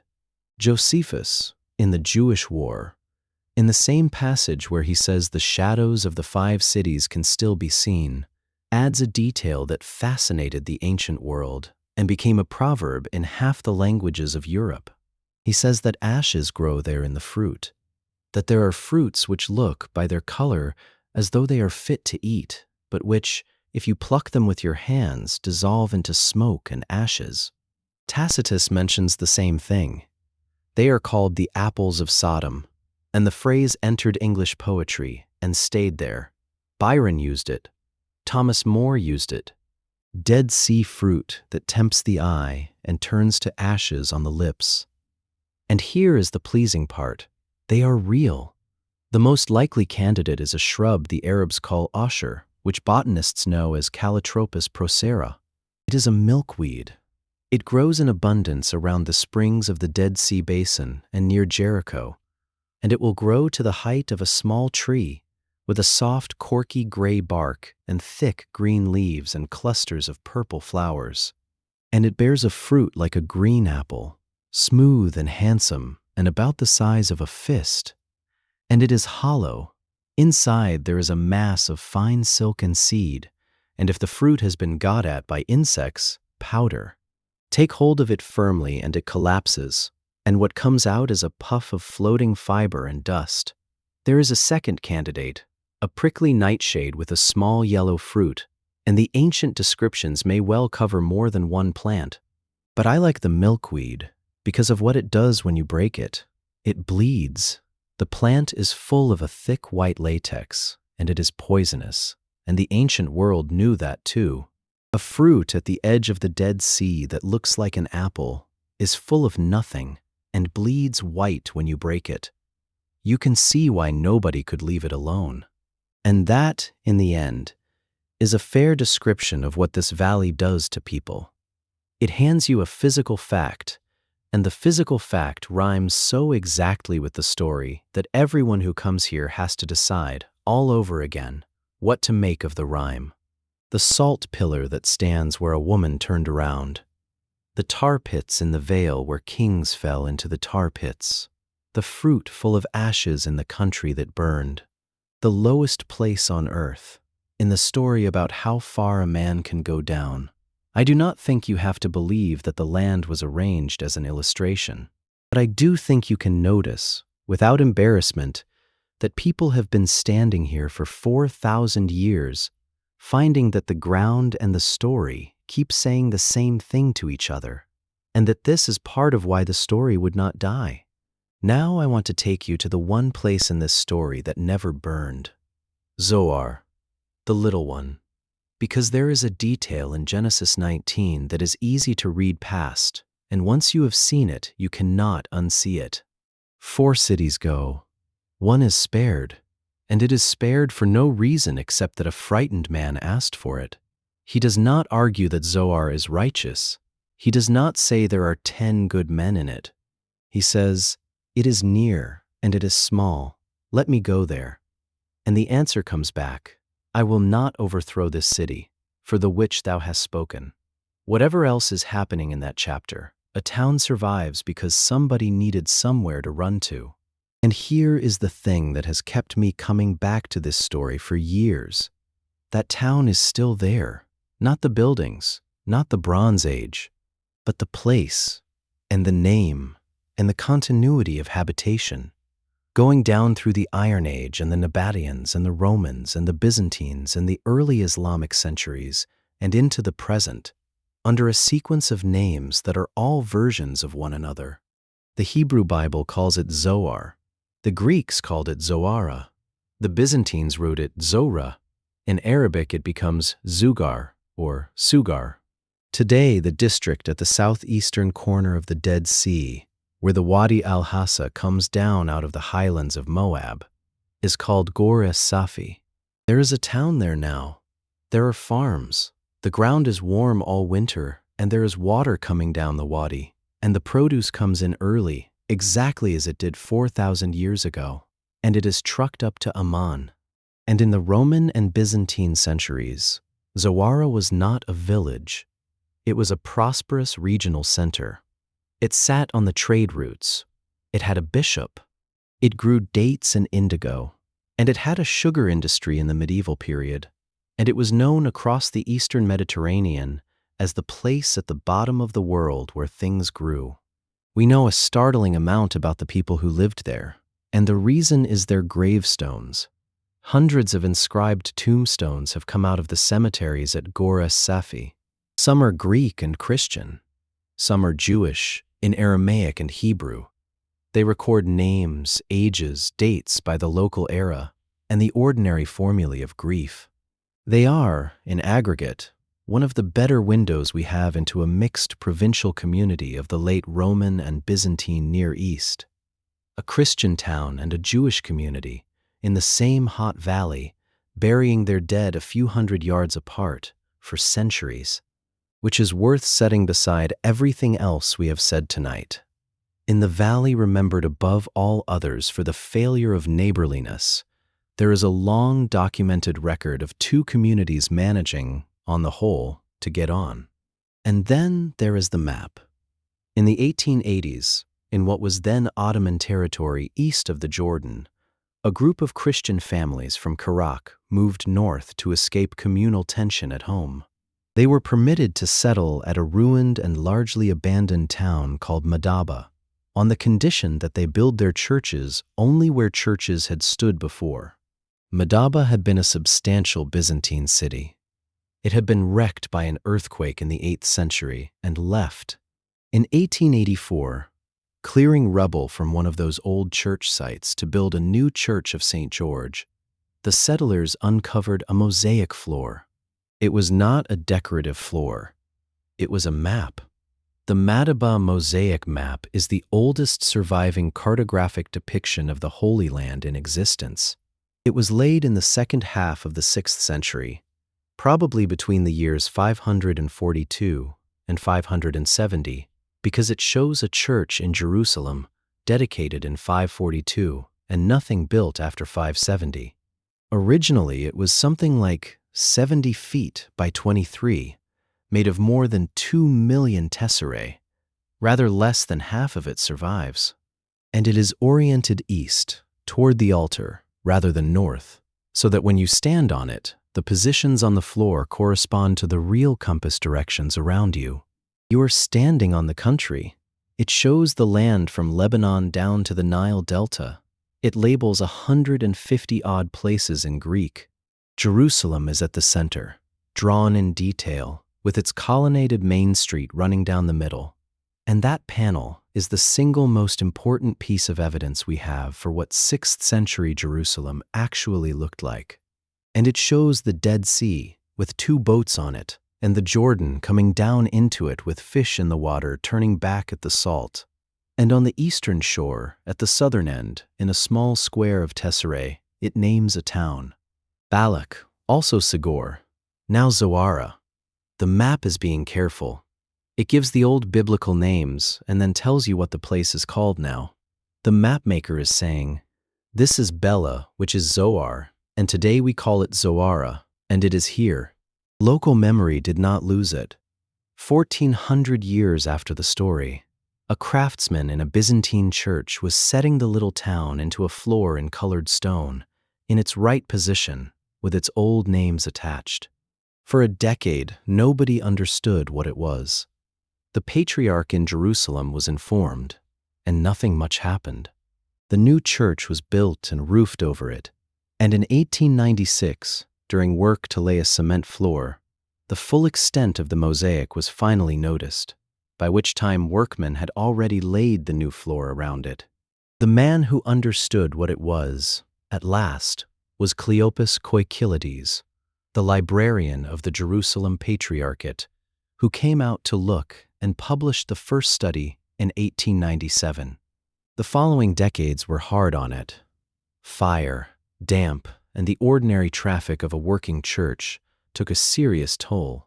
It was rescued in the 1960s, when funding from the Volkswagen Foundation paid for a proper conservation campaign, and Heinz Kuppers and Herbert Donner did the work of stabilizing what was left. You can go and stand on it. People do, every day. And near the little square marked Zoara, the mosaic shows something else, up in the hills behind the town. It shows a church, and beside it, in Greek, the words that identify it as the place of St. Lot. For most of the 20th century, nobody knew where that was. Scholars had been trying to locate the places on the Madaba map for 100 years, and the sanctuary of Lot was one of the ones that would not come. In 1983, 2 German scholars, Herbert Donner, the same man who had helped conserve the map, and Ernst Axel Knauf, drew attention to a site above the Ghor. And in 1986, during an archaeological survey of the southern Ghors and the northeast Ebla, a survey team found ruins near a spring called Nabataean, on a steep hillside overlooking the modern town of Safi. The Arabic name of the ruin was edh-Dhra, the monastery of the abbot's spring. What caught the surveyor's attention on the first day, according to one of them, was a large sherd of pottery, possibly part of a communion paten, with a cross incised on it, and beneath the arms of the cross, the Greek letters Alpha and Omega. Within a year, an international team had been assembled, and from 1988 through the following years, the site was excavated and conserved under the direction of the Greek archaeologist Konstantinos Politis, working with the British Museum and the Jordanian and Greek authorities. What they found was a Byzantine monastic complex built on a shelf of the hillside, with a basilica church, mosaic floors with inscriptions, a reservoir, and living quarters for the monks and for pilgrims. And built into the eastern end of the church, incorporated into the structure so that worshippers faced it, a cave. The cave was the point. This was the cave shown on the Madaba map. Pilgrims came here, from the 5th century into the 8th and beyond, because they believed this was where Lot and his daughters had sheltered after Zoar. There were burials. There were mosaic inscriptions naming benefactors. The remains of the community's food have been studied. Olives, dates, grapes, apricots, lentils, barley, bread wheat, bitter vetch, cucumbers or melons. Some of it local. Some of it brought at real expense from as far as the Mediterranean and the Red Sea. Monks at the bottom of the world, eating fish carried down from the coast. Now, I want to be careful, because this is exactly the kind of place where careful and uncareful accounts diverge. The monastery is documented record.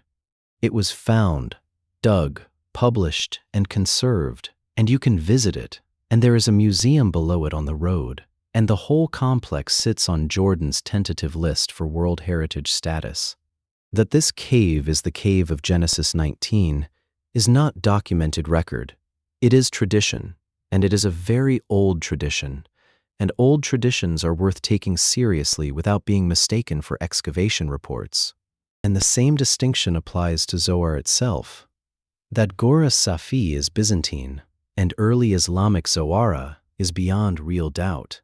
Whether the Bronze Age town of Genesis stood on that exact spot is a different question, and the archaeology in the immediate area of the Byzantine town does not reach back that far, which is a limitation worth stating out loud. But I find myself less interested in adjudicating that tonight than in what the monastery represents. Because think about what these people chose to build a church around. They did not build it over Sodom. Nobody has ever built a shrine at Sodom.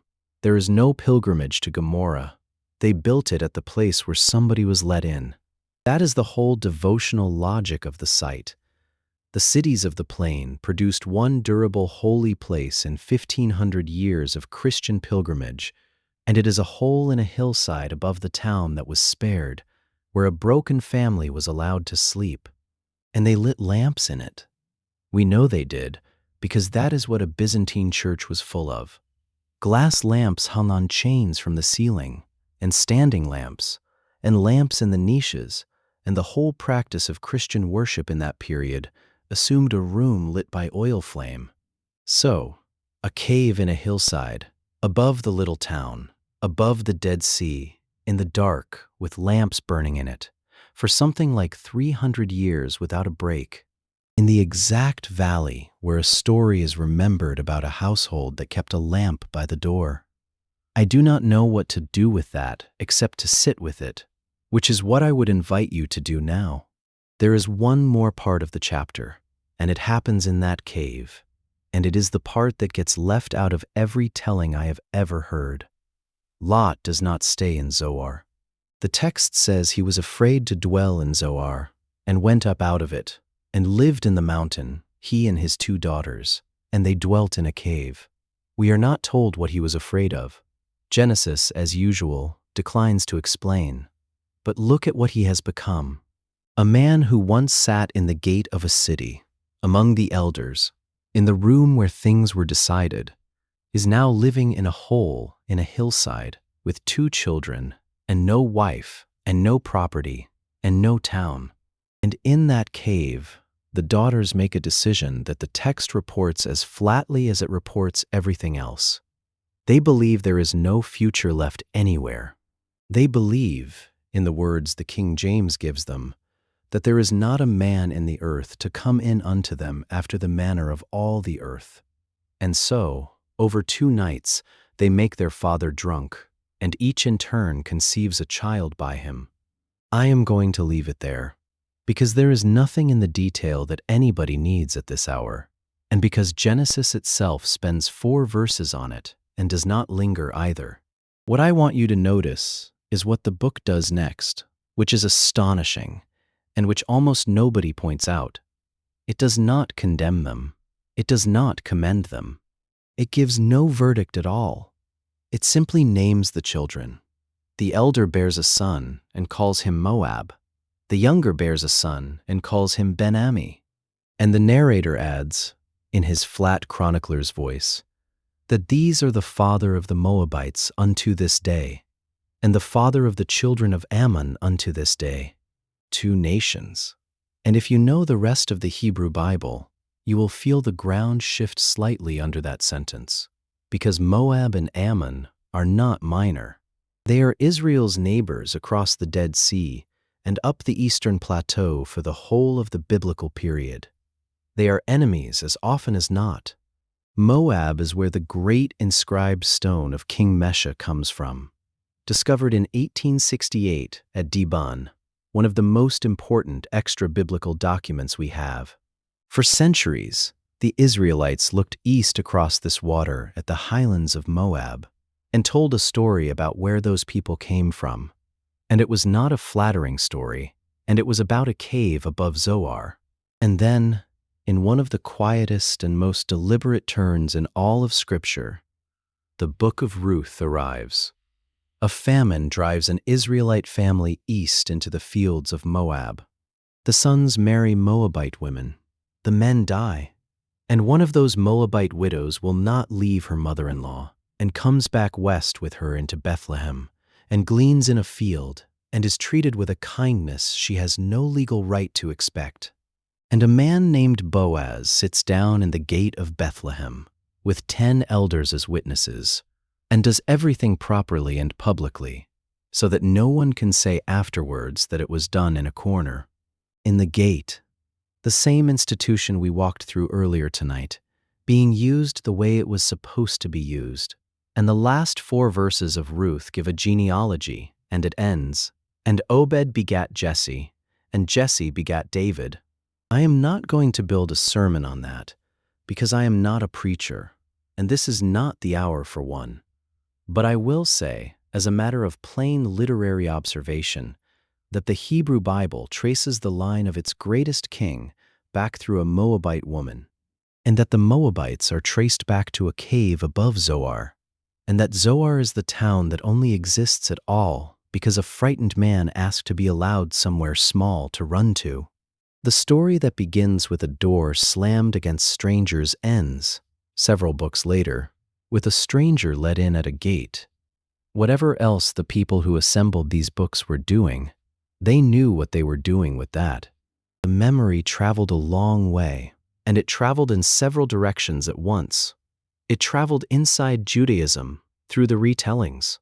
Among the scrolls found in the first cave at Qumran, there is an Aramaic work scholars call the Genesis Apocryphon, a retelling of parts of Genesis in the voice of its characters, and the War of the Kings and the affairs of Lot are in it, with details the biblical text does not give. It traveled into the Greek-speaking synagogue, where the wisdom of Solomon, looking back at the plain, describes a land left smoking and desolate, with plants bearing fruit that does not ripen, and a standing pillar of salt as a memorial to a soul that would not believe. A memorial, that is the word the writer chose for her. Not a punishment, a monument. It traveled into Christianity, through the letters and the Gospels, and into the Latin West through Jerome, who lived in Bethlehem and knew this country, and who identified Zoar in his commentaries and his letters and passed the identification down to the Middle Ages. It traveled into Islam, where the story of Lut and his people is told in several surahs of the Quran, with the same essential outline. A prophet sent to a city, a warning, guests who are threatened, a family let out, and a wife who does not escape. The site above Ghor Safi is honored in the Islamic tradition as well as the Christian one, which is one reason it has been preserved. And it traveled through the pilgrims, who kept coming century after century and writing it down. The Russian abbot Daniel came in the early 12th century and got as far as Sigor, which is Zoar, and turned back there because he was afraid of the people further south. Medieval and early modern travelers came and looked for the pillar and were shown one, and different ones in different centuries, which is what you would expect of a mountain that keeps making them and unmaking them. And in 1848, a lieutenant of the United States Navy named William Francis Lynch brought 2 metal boats overland and put them on the water and made the first proper survey expedition down the length of the Dead Sea. Think about what that took. 2 boats, hauled from the Mediterranean, up through the hills, and down 4,000 feet into the trench in the summer, in the 1840s. Lynch and his men sounded the lake and mapped the shore, and described the Great Salt Ridge on the western side, which they knew by its Arabic name, Jebel Ustum, and noted its pillars, and the biblical associations everyone brought with them. Several of that expedition became seriously ill. That valley in summer has always been hard on people who arrive from cooler places. Their charts were the foundation of the modern scientific study of the basin, and everything since, the geological mapping of the 1960s, the seismite cores, the deep drilling in the middle of the lake, runs downstream from those two boats. And the lake they mapped is not the lake you would see today. The Dead Sea is shrinking, and it is shrinking fast. The Jordan that feeds it is drawn off upstream for drinking water and irrigation, and the industrial evaporation pans at the southern end take what is left. The surface has dropped by well over 100 feet since the middle of the 20th century, and it continues to fall roughly a meter a year. The southern basin, which was shallow water in Albright's day, is now largely dry, or else divided into industrial pools. And as the water table falls, the fresh groundwater moving in behind it dissolves buried salt layers, and the ground caves. There are thousands of sinkholes along the shores now.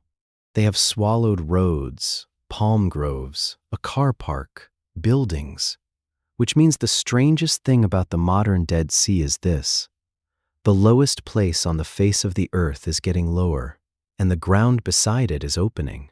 I mention it not as an omen. It is not an omen. It is water management, and it is a hard, complicated regional problem with no easy answer, and the people who live there are dealing with it. I mention it because the landscape of this story has never once held still. The salt rises and the rain takes it down. The lake falls. Bitumen surfaces. Pillars form and topple. Towns end and the springs bring people back. It is a country in permanent motion, and the story that was set in it has been in motion too, told and retold in 4 languages and 3 faiths across 4,000 years, and it has never come to rest either. So let me try to gather what we actually have, and I will try to be honest about each level of it, the way we have been all night. Here is what is documented record. There was a real and unusual early Bronze Age culture on the southeastern shore of the Dead Sea, with a walled town at edh-Dhra and another at Numeira, and a cemetery of shaft tombs and above-ground charnel houses without parallel in the region. Numeira burned. Several charnel houses at edh-Dhra burned. The 2 towns ended a couple of centuries apart, in the same broad era in which the first urban civilization of the southern Levant came apart across the whole region. The Dead Sea Rift is real, and it is seismically active, and its floor keeps a layered record of its own earthquakes going back tens of thousands of years. There is rock salt rising through it, bitumen coming out of it, and sulfur in the ground. There was a real ancient bitumen industry here, valuable enough to fight over, and a Greek army was destroyed on this water by Nabataeans on reed rafts in 312 before Christ. There was a real town called Zoar at the southern end, with a bishop and a cemetery full of inscribed stones, and a real monastery above it, excavated between 1988 and the early 2000s, built around a cave, marked on a 6th century mosaic floor that you can still stand on in Madaba. Here is what is scholarly interpretation, honestly contested. Whether any of the excavated sites is one of the cities of the plain, whether the tradition points north to the basin near Jericho or south to the Ghor, whether Genesis 14 preserves the memory of a real campaign, what weight climate should carry in the early bronze collapse, what produced the destruction layer at Tal el-Hammam, now that the airburst account has been withdrawn. Serious people hold different positions on every one of those, and will still be holding them in 20 years. And here is what is faith tradition, which is not a lesser category, only a different one. That fire came down, that a family was led out by the hand, that a woman looked back and stayed, that a cave in a hillside is that cave. Those are held, and have been held for a very long time, by people who have not needed a shovel to hold them, and I am not in a position to hand any of them to you, or to take any of them away. What I can tell you is that no one has found Sodom. Nobody has an inscription. Nobody has a city gate with the name over it. Albright said in 1924 that he did not think the sites would ever be recovered, and 100 years of very good archaeology later, that judgment has not yet been overturned. And I find, at the end of a long night with this material, that this does not trouble me the way I expected it to when I started, because the thing that has survived is not the address. Nobody remembers Sodom for where it was. People remember it for what it did at edh-Dhra. 4,000 years, 3 religions, 12 languages, empires that could not have named each other. And the piece that came through all of it intact is not the location, and not the mechanism, and not the date. It is a house, at night, with strangers inside it, and a town outside, and a lamp. I want to go back down to the shore now, and I want to do it slowly, because we are nearly at the end, and there is no hurry left in this. It is night again, the way it was when we began. The plain is dark. The hills on the eastern side are a shape rather than a place. The water lies there without moving. The air is warm and heavy and salt, and it has that faint mineral undertone that people have been failing to describe since before the Romans. Above you, the stars are doing what stars do over a desert, which is far too much. And somewhere off to the south, where the wadi comes down out of the highlands and spreads its water across the ground, there are lights. Not many, a scatter of them, low along the base of the hills, in a small place that has been small for 4,000 years and has never once been anything else, and has never needed to be. That is Zoar, the little one, the town that was spared because a frightened man asked for somewhere near to run to. It has had a great many names, and it is still there. There are farms. There are dates coming in early, the way they always did. There are people who will get up before the heat tomorrow. And above the town, on the shelf of the hillside, there is a cave with a church built around it, where for 300 years the lamps did not go out because people kept coming to the place where a family was let in. Everything else in this story ended. The 4 cities ended. The towns that archaeologists dug ended, one by fire and one more quietly. The whole first age of walled towns in this country ended. Elam ended. Larsa ended. Ebla ended, and was buried so thoroughly that nobody knew it had existed until an Italian expedition found its archive in the 1970s. The bitumen trade ended. The Nabataeans ended. Rome ended. Byzantium ended. The monastery was abandoned, and the roof came down, and the mosaics went under the hillside. And the small place, the one with the small name, the one that was spared on a whim of mercy at the request of a man who was too frightened to walk up into the hills, is still there. There is no lesson in that. I want to be careful. I am not going to hand you a moral at 1 a.m. You did not come here for that, and I have not earned it. I only want to point at it, the way you would point at a light across a valley and say, "Look, that one is still burning. And now the lamp. I asked you at the beginning to hold on to it, and here it is. A saucer of fired clay, no bigger than your palm, with one edge pinched into a lip, a little olive oil, a twist of flax, a flame about the size of a thumbnail. It burns for 2 or 3 hours, and then it wants more oil. It makes a sphere of orange light 4 or 5 feet across, and inside that sphere there is a room and some faces, and outside it there is the whole night. And when the household went to bed, someone carried it to the doorway and set it in the niche cut beside the door, so that the light fell out into the lane. That is all it was, a small dish of oil, left where it could be seen from the path. But if you were out on that road after sunset, in a country with no inns and no law that followed you, with a day's walk behind you and nowhere to sleep, and you came round the shoulder of a hill and saw one small yellow light in a doorway a long way off, you knew exactly what it meant. It meant that there was a house down there where somebody had decided, before you ever arrived, and without knowing who you would turn out to be, that a stranger could knock. That is the oldest thing in this story, and it is the only thing that survived it. Not the cities, not the kings whose names are in the chronicle, and nowhere else. Not the pillar, which is only weather. Not the towns under the mounds, whose real names we do not know, and probably never will. A door and a light left in it, and a decision made in advance about who is allowed to come through. The archaeologists found the lamps, by the way, hundreds of them, little pinched clay saucers, in the tombs and the houses at Bab edh-Dhra, 4,500 years old, blackened at the lip where the wick sat. They are in the museum at the bottom of the world, and in Iraq, and in Pittsburgh, and in London.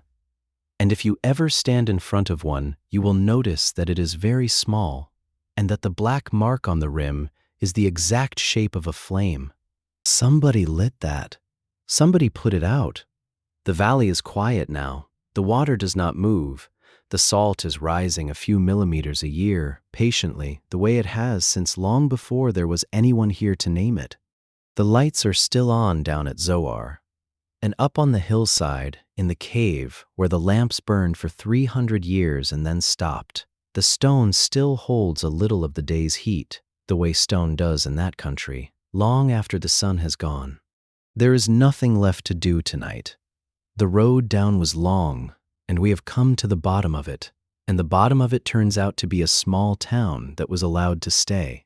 Sleep well, and if it is dark where you are, and the house is quiet, it may be worth remembering that in the oldest story ever told about this valley, the light that mattered was not the fire. It was the little one by the door. Good night from the plain.